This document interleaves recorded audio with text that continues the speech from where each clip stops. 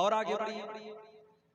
Number 7, सातवीं चीज जो हमारी नेकियों को बर्बाद कर देने वाली है, औरत का खुशबू लगा करके घर के बाहर निकलना।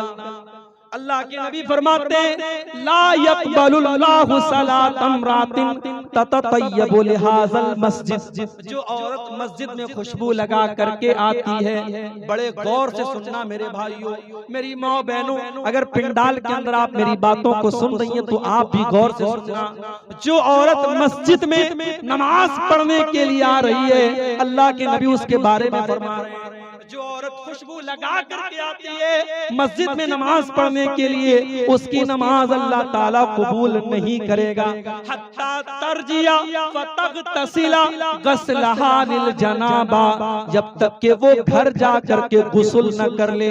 कौन सा गुस्ल? जो गुस्ले जनाबत होता है, जब औरत नापाक हो जाती है, नापाक होने के बाद जो वो गुस्ल करती है, सर से पैर तक नहाती है, जब तक वो गुस्ल नहीं कर लेगी खुशबू लगाने वाली औरत, तब तक उसकी नमाज अल्लाह ताला कबूल नहीं करेगा। जब नमाज के लिए आने वाली औरत खुशबू नहीं लगा तो जलसे के लिए आने वाली औरत खुशबू कैसे लगा? अकीका और शादी की दावत में जाने वाली औरत दुनिया भर के परफ्यूम और खुशबू लगा करके क्यों जा रही है? अगर नमाज के लिए आना हराम है मेरे भाइयों, तो जलसे में भी खुशबू लगा करके आना हराम है। मुझे अफसोस होता है आपके इलाके में, मुझे लोगों ने बताया कि कहीं पर जलसा हुआ था, बहुत बड़ा जलसा हुआ था, लाखों का खर्च हुआ था, मगर जलसे में मानुस छिलोना, मानुस छिलोना आदमी नहीं थे। मैंने पूछा क्यों नहीं थे? बोले औरतें नहीं आई, औरतों का इंतजाम नहीं था तो मर्द हजरात नहीं आए। पता ये लगा कि जलसे में मर्दों की और नौजवानों की एक बड़ी तादाद इसलिए आ रही है क्योंकि औरतों का जमघट होता है। जवान लड़कियां हैं, खूबसूरत कपड़े पहन करके, सज करके, सवर करके, ज्वेलरी वगैरह पहन करके डिस्ट्रॉय हो जाएंगी, हमारी नेकियां बर्बाद हो जाएंगी। ये चंद सवालात आए हैं, इनको देख लेते हैं। एक सवाल आया है कि एक ही गुनाह बार बार कर रहे हैं, गुनाह के बाद शर्मिंदा होते हैं, लेकिन फिर भी वो गुनाह हो जाते हैं, उसका सॉल्यूशन क्या, उसका तरीका क्या? देखिए, गुनाह अगर आप कर रहे हैं और आपको ये एहसास है कि आप गुनाह कर रहे हैं, बहुत गौर से सुनिएगा। अगर गुनाह के बाद ये एहसास है कि हम गुनाह कर रहे हैं, ये एहसास भी बहुत बड़ी नेमत है मेरे भाई। ये एहसास भी बहुत बड़ी नेमत है। अगर गुनाह के बाद इंसान को शर्मिंदगी हो रही है कि मैं गुनाह कर रहा हूं, ये बहुत बड़ी, इसका मतलब कि इंसान अभी सही रास्ते पर है, अभी ट्रैक पर है, अभी वापस आ सकता है। तो जब भी आपको ये एहसास हुआ, तौबा करें। अब जब आप तौबा करेंगे तो तौबा के अंदर 3 चीजें होना जरूरी है। तौबा का मतलब क्या होता है? आप गाड़ी चला रहे हैं, गाड़ी को मोड़ लेना, गाड़ी को यू टर्न ले लेना, यही तौबा है। तौबा का मतलब क्या है? आप गलत रास्ते पे जा रहे थे, अब आप सीधे रास्ते पे चले आए, वापस चले आए, अपने रास्ते पे वापस चले। तो तौबा के अंदर 3 शर्तें। पहली शर्त, इंसान को अपने गलत काम पर शर्म आए, शर्मिंदगी हो।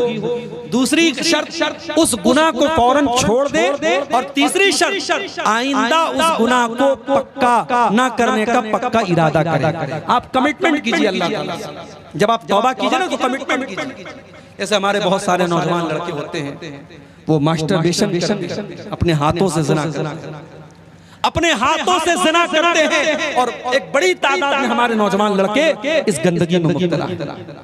और डॉक्टरों की बात तो मैं नहीं जानता, लेकिन हकीमों का कहना है कि ये नौजवान लड़कों की शादीशुदा जिंदगी के लिए ये चीज बड़ी खतरनाक है। जो लड़के इस बीमारी में मुब्तला होते हैं, आगे जब शादी होती है उनकी शादीशुदा जिंदगी बर्बाद हो जाती है। तो अगर कोई नौजवान हमारा भाई इस गंदगी में पड़ा हुआ है, मैं बड़े दर्द के साथ उससे कहता हूं, तुम रात में उठो और वजू करके तहज्जुद की नमाज पढ़ो, और तहज्जुद की नमाज पढ़ के अल्लाह की बारगाह में गिड़गिड़ा के दुआ करो कि अल्लाह ये गंदी आदत तू मुझे छुड़ा। और अगर ये गंदी आदत आपको मोबाइल की वजह से हो रही है, आप कसम खा लीजिए कि मैं रात में इशा के बाद मोबाइल नहीं चलाऊंगा। आप कसम खा लीजिए कि मैं रात में इंटरनेट इस्तेमाल नहीं करूंगा। जब तक आप ऐसा कोई कमिटमेंट नहीं करेंगे आप बुराई पर कंट्रोल नहीं पा सकते। शैतान हमारी खून की रगों के साथ दौड़ रहा है, शैतान हम सब के साथ लगा हुआ है मेरे भाइयों, इसलिए हमें अपने आप को मजबूत बनना पड़ेगा। एक सवाल ये आया है कि मिंबर जो है वो पत्थर का होना चाहिए या लकड़ी का। जैसे बहुत सारी मस्जिदों में पत्थर का मिंबर है, जैसे जामिया सल्फिया और जामिया इमाम इब्न तैमिया में, तो मिंबर जो है वो वहाँ पे पत्थर का बना हुआ है। देखिए अल्लाह के रसूल सल्लल्लाहु अलैहि वसल्लम के ज़माने में पहले जब आप खुतबा देते थे तो लकड़ी के तने पर, और बाद में एक औरत ने अल्लाह के नबी से ख्वाहिश जाहिर की कि मैं चाहती हूं कि आप इस लकड़ी के तने के बजाय मिंबर और उसने उसका लड़का जो बढ़ई का काम करता था, कारपेंटर था, अपने बेटे से कह करके उसने खूबसूरत लकड़ी का मिंबर बनवाया। तो अल्लाह के नबी के दौर में लकड़ी का मिंबर था, मगर अल्लाह के नबी ने कोई ऐसी शर्त नहीं लगाई थी कि लकड़ी ही का हो। बाद में पत्थर का और इसी तरीके से ईंट और गारे का भी मिंबर हरम में, मस्जिद नबी में और मक्के में इस्तेमाल हुआ और आज भी दुनिया में हो रहा है। तो इसमें कोई मसला नहीं है, लकड़ी का भी इस्तेमाल किया जा सकता है और पक्का पत्थर का भी इस्तेमाल किया जा सकता है। जिसको जहाँ जैसी सहूलत हो वो कर सकता है। लकड़ी वाले मिंबर में ये होता है कि फिर उसको जो है संभालना पड़ता है, उसको रखना पड़ता है, और एक बार अगर उसको बाकायदा पक्का बनवा दिया तो फिर कोई मसला नहीं, हमेशा के लिए वो बन जाता है। तो दोनों सूरतें जायज है, उसमें कोई शरीयत की तरफ से पाबंदी नहीं है। एक सवाल ये आया है कि तशहुद की उंगली से कब कब इशारा करना चाहिए।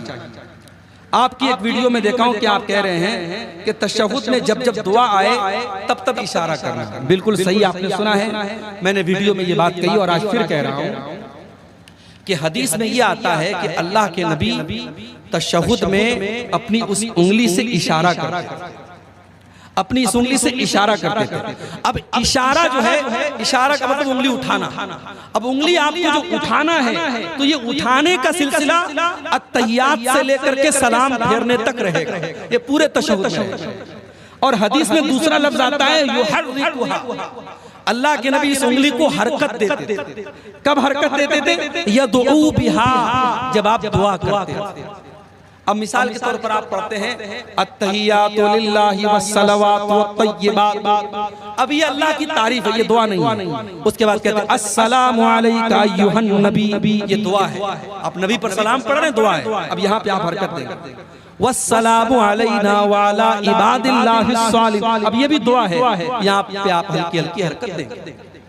उसके बाद अशहदु अल्ला इलाहा इल्लल्लाह व अशहदु अन्ना मुहम्मदन अब्दुहु व रसूलुहु, ये दुआ नहीं है, इस पर आप उंगली को ऐसे फिक्स रखें। उसके बाद आप दरूद शरीफ पढ़ते अल्लाहुम्मा सल्लि अला मुहम्मद व अला आलि मुहम्मद, अब ये दुआ है, पूरा दरूद शरीफ दुआ है। आप पूरे दरूद शरीफ के दौरान हल्की हल्की हरकत देंगे। उसके बाद आप दुआ पढ़ते अल्लाहुम्मा इन्नी ज़लमतु नफ्सी ज़ुल्मन अल्लाहुम्मा इन्नी ज़लमतु नफ्सी ज़ुल्मन फग़फ़िर ज़ुनूबा ला यग़फ़िरु ज़ुनूबा इल्ला अंता। अब ये पूरी दुआ है, अल्लाहुम्मा इन्नी ज़लमतु नफ्सी ज़ुल्मन, ये पूरी दुआ है। इस दुआ के दौरान आप हल्की हल्की हरकत करें। अल्लाहुम्मा इन्नी अऊज़ु बिका मिन अज़ाबि जहन्नम व अऊज़ु बिका मिन अज़ाबिल क़ब्र व अऊज़ु बिका मिन फ़ितनतिल मसीहिद दज्जाल। अब ये पूरी दुआ है, तो जहाँ दुआ है वहाँ आप उंगली को हरकत देंगे। हदीस की रोशनी में यही सही मालूम होता है और शेख इब्न उसैमीन वगैरह का यही फतवा है। लेकिन ये कोई पाबंदी नहीं है, कोई शर्त नहीं है। अब कोई आम आदमी है, उतना पढ़ा लिखा नहीं है, तो थोड़ा थोड़ा हरकत देता रहे, और जो समझदार है और उसको समझ में आ रहा है कि यहाँ पे दुआ है, यहाँ पे दुआ नहीं है, तो जहाँ पे दुआ है वहाँ पे हरकत दे। ये ऐसा कोई मसला नहीं है जिसको लेकर के बहुत परेशान हो जाए। तो बहरहाल हमारा आज का जो मौजू था गुनाहों, ऐसे गुनाह जो नेकियों को बर्बाद कर देते हैं, हमने ऐसे गुनाहों को देखा है, हमने उस पर पूरी तकरीर सुनी है। हम अल्लाह से दुआ करते रब्बुल आलमीन तो हमें उन गुनाहों से बचने की तौफीक अता फरमा।